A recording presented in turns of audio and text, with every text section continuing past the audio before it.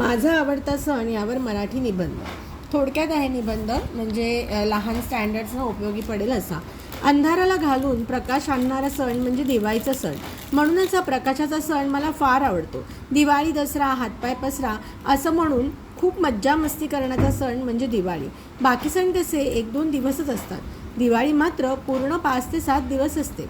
शाळेलाही मोठी सुट्टी मिळते. त्यामुळेच दिवाळी मला खूप आवडते. साधारण नोव्हेंबर महिन्यात गुलाबी थंडी असताना हा सण येतो. सर्वजण घराची साफसफाई करतात, घर सुंदर सजवतात. दारापुढे छान रांगोळी सजते, दाराला तोरण लागते, घरापुढे छानसा आकाशकंदील शोभून दिसतो. पणत्याने सगळीकडे रोषणाई होते. घराघरात खूप सारे खाऊचे पदार्थ केले जातात. चिवडा, चकली, लाडू, शंकरपाळ्या, अनारसे, मज्जाच नुसती. नवीन कपडे, फटाकेसुद्धा मिळतात. नातेवाईक, मित्रमैत्रिणी भेटतात. घरात, बाजारात सगळीकडे आनंदाचे आणि उत्साहाचे वातावरण असते. दिवाळीत वेगवेगळे दिवस साजरे केले जातात.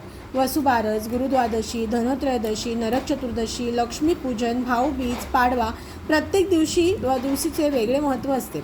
उटणे लावून आंघोळ करणे, वासरांची पूजा, धनाची पूजा, लक्ष्मीची पूजा, भावाला ओवाळणी करणे, मुलांना ओवाळणे असा दिवाळीचा भरगच्च कार्यक्रम असतो. अशी सगळीकडे आनंद उत्साह घेऊन येणारी ही दिवाळी मला खूप आवडते.